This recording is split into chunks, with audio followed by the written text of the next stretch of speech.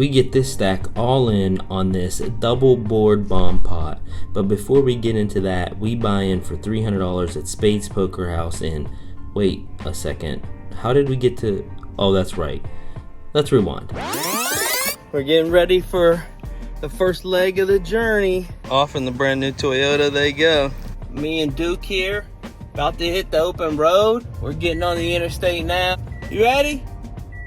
I think he's ready. Well, wish us luck, let's go.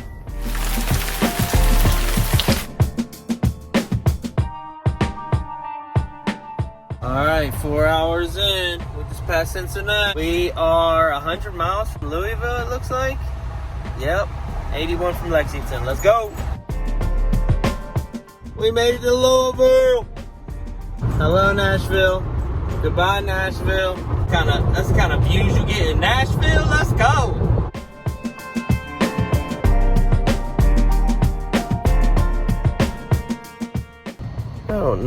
I don't know if this is exactly the best idea I ever had, but I'm in Arkansas, pulled over at a rest stop, and so I decided to try to get a little sleep here.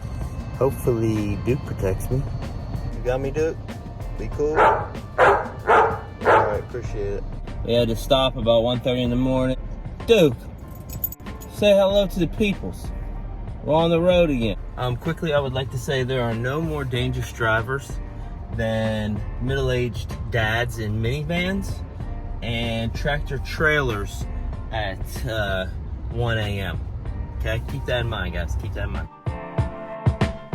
First stop in Texas. Whataburger. Welcome to Houston, Duke. Welcome to Houston. After 2 days, almost 2 full days. So how you feeling, Duke? Tired? Okay. We have made it to the Bay of Galveston. There is poker coming. Just give me 60 seconds of your time. I did quit my job. I decided to go for it. I'm all in. Ha, funny. I decided to quit my job after the World Series of Poker. Finally try to live my dream of becoming a professional poker player. We moved down here to Texas where poker is booming right now. And I decided if I was gonna move to Texas, I'm gonna find the cheapest place I can, close to the beach. I've always wanted to live on the beach too. We moved down here with $5,500 to our name. That's it, and we are going to try to run it to the moon. I appreciate all you guys who have subscribed so far.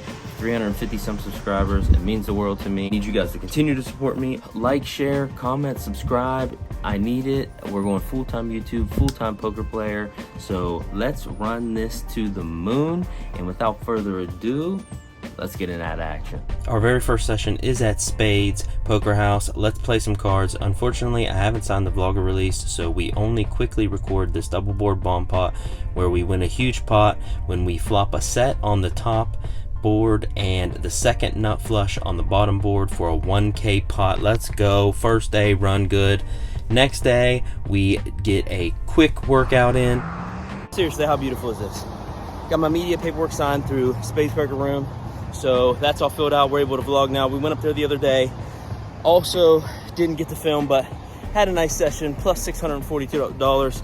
We were waiting on the owner to get there, or the manager or whoever, to meet with him, but things got crosswired and I ended up just playing real quick, maybe 2 hours, and then leaving. Now we're all good to go though, so we can vlog, film, and let's get to this action. We're heading out to Prime Social Club to play the $300 100K guarantee. Bye. Love you. Love you, honey. Love you. Good luck. Thank you.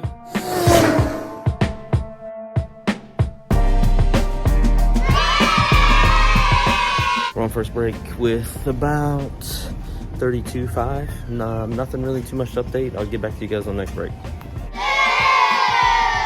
We busted. We tried to check jam 15 big blinds to one opener who c-bet, and he ended up calling with middle pair, and we did not hit. Anyways, we are going to head out back to Spades Poker Room, where we buy in for $300 to the 1-3 game.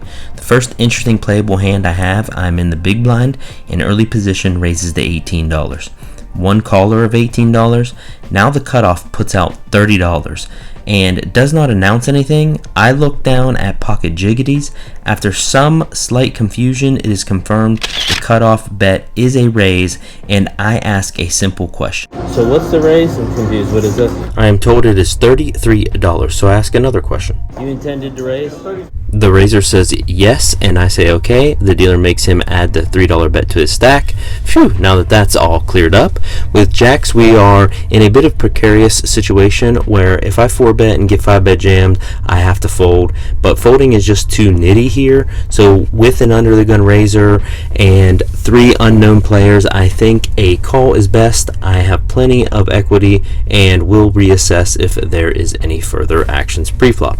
2 others make the call, and we go 4 ways to a flop of ace 8-7 with 2 diamonds. Not the best flop, so I check. It checks to the min 3-better in the cutoff, and he bets $50. With 2 players left behind to act, I just fold and live to play another hand.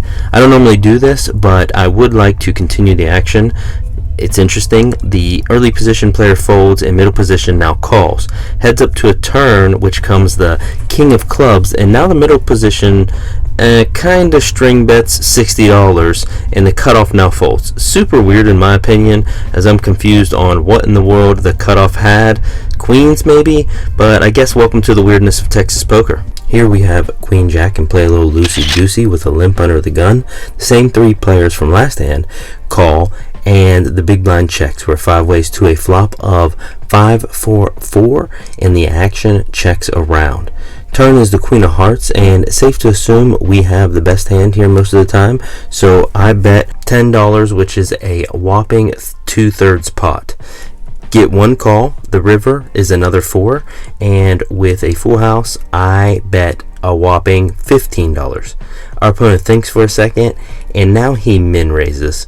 Sigh, he never min raises here with anything less than a full house and quads, but we have to call it off for a min raise and see it, so we do, and he shows us the 4 quads.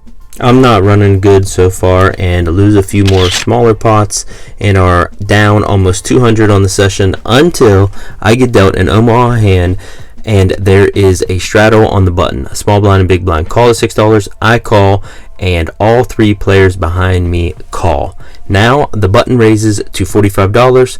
The small blind and big blind call the $45. I'm assuming the button has aces or kings, which is good versus our hand.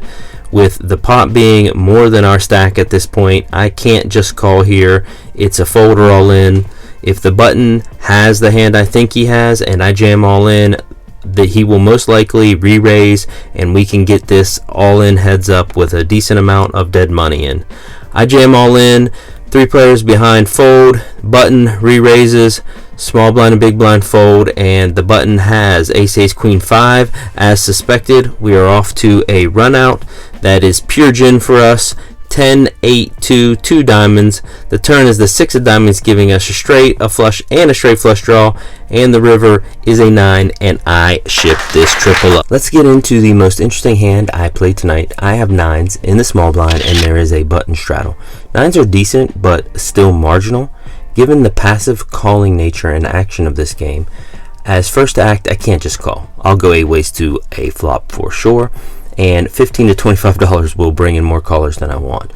I decide on $40, which is normally a 13x raise, and with the straddle is a 6.5x raise, given the 3rd blind. This should narrow the field. Big blind snap calls, middle position calls, and the button calls. Well, shit. Out of position to 3 players, not bad for Texas. Flop comes 4, 5, 10 with 2 hearts. I think I have the best hand here a decent amount of the time. The big blind then goes and checks out of turn. Whoa there, pal. Not your turn yet. But that does give us information. Now I want to c-bet this flop, especially with the big blind so eager to check. There is an argument, I think, to be made here for check calling, and in some cases even check raising this board. But I elect to lead here, though, as my stack size versus pot doesn't leave me much wiggle room with sizing, and I'd like to set the price here. I wouldn't be jumping for joy either if I get raised. So I make it $50, close to a 1/3 pot size bet, and the big blind snap calls. Well, okay. Middle position folds, and the button calls.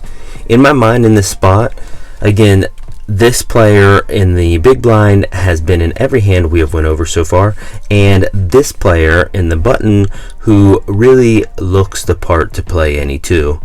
I decide any card, deuce through 9, we are jamming our stack this turn. We're off to a terrible turn card, the ace of diamonds.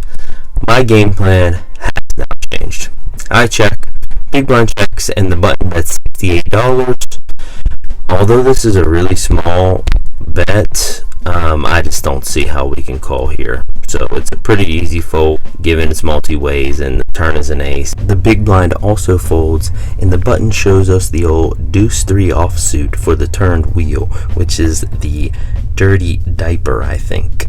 Next we get a real hand on the button, pocket kings, let's go. There are 2 callers and I raise to $30. Completely reasonable in this game, and we get no fucking callers. Are you serious? Like I said, Texas Poker, man, it's weird. Seems like this game has a weird dynamic where there is a lot of limps, but 85% of the time, one player will raise, and then everyone calls. In early position with jiggities, I'm pulling the oldest trick in the book with a limp, hoping someone raises so I can go real big and get either no callers or one caller. Good thing we limped under the gun earlier with Queen Jack, you know, GTO, balance strategy. They will never see this one coming. An action player who has been involved in every hand we have went over in this vlog falls for the trap and raises the $15. There are 2 callers, and now it's on me, and I bump it up to $78. And I get 1 caller, which is the original raiser. Finally, a heads up pot in Texas. We are off to a flop of 7-3-3, 2 diamonds, 1 heart. Besides flopping a jack, this is a great flop for us. I go for max value and decide to jam all in for $187. He thinks for a second and calls. Oh boy, keep him low, dealer. Turn is a king of diamonds, not what I asked for. River is an 8 of hearts, also not what I asked for.